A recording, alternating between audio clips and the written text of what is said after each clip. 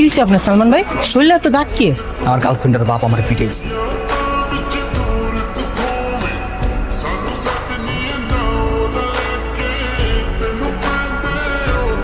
আরে গায়ে দিচ্ছেন কেন? কি আপনি? তুমি নিজের গার্লফ্রেন্ডকে চিনতে পারো না? আরে আমি তোমার চিনবো কিভাবে? আমি তোমার কখনো বোরকা পরা অবস্থায় দেখছি? আর বোরকা পরে বেরোছো কেন বলো তো? যদি আশেপাশে কেউ দেখে ফেলে বাবার কাছে বললে কি হবে তুমি তো বুঝতেই পারছো। আচ্ছা চলো এখন আমরা কথা আজকে ওকে দেখলাম বাইকে করে যাচ্ছিল, সাথে এক মহিলা বোরকা পরা। স্যার আসসালামু আলাইকুম। তোর কথাই হচ্ছিল। কি কথা স্যার?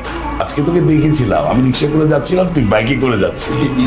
তোর বাইকের পিছনে দেখলাম এক মহিলা বোরকা পরা। স্যার বোরকা পরা মহিলা আমার মা।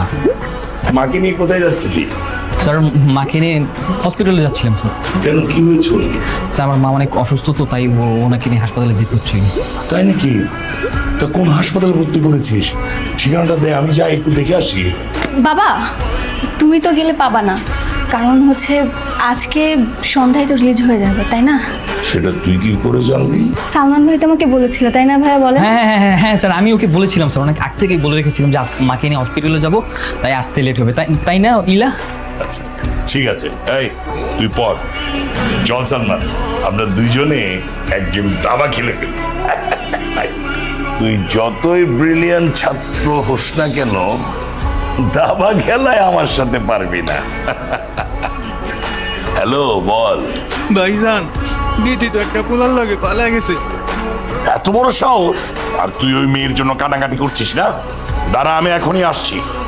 তোর মেয়ে আর যে ছেলের সাথে ও পালিয়েছে, দুইটাকে কেটে টুকরা টুকরা করবো আমি।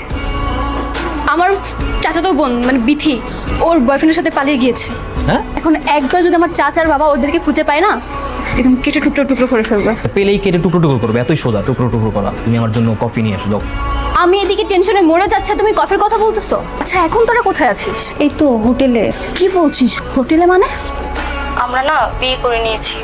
হোটেলের ম্যানেজারকে এক্সট্রা কিছু টাকা দিয়ে আপাতত আত্মগোপন করে আছি। একটা সমস্যা হয়ে গেছে। কি সমস্যা হলো আবার? ভেবেছিলাম এই জায়গায় একদিন থেকে চট্টগ্রাম পালিয়ে যাব, বাট বাবার লোকেরা যেভাবে খুঁজছে আমার অনেক ভয় লাগতেছে রে। তুই আমাকে একটা হেল্প কর না বোন। কি উপকার? 2টা বোরখা আর কিছু টাকা এনে তুই হোটেলে দিয়ে যেতে পারবি? আমি ওই অ্যাঙ্কর হোটেলটা আছে না? হ্যাঁ হ্যাঁ হ্যাঁ, অ্যাঙ্কর হোটেল। হ্যাঁ, আমাকে একটু ওখানে নিয়ে যাবে? অ্যাঙ্কর হোটেলে নিয়ে যাবো মানে কি বলতেছো? নাউজুবিল্লাহ আস্তাগফিরুল্লাহ। না ছি, অসম্ভব। আরে এসব কি বলছো? কথা তো আগে শুনবে, তাই না? আমি আমার জন্য বলছি না, আমার বোনের জন্য বলছি। ওর বয়ফ্রেন্ডের সাথে নাকি ওইখানে পালিয়ে উঠেছে।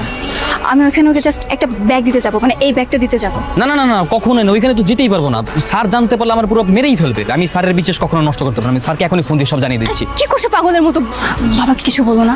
দেখো আমি আমার বোনকে অনেক ভালোবাসি, ও একটা হেল্প চেয়েছে, এটা করি না। জাস্ট যাবো, ব্যাগটা দিয়ে চলে আসবো।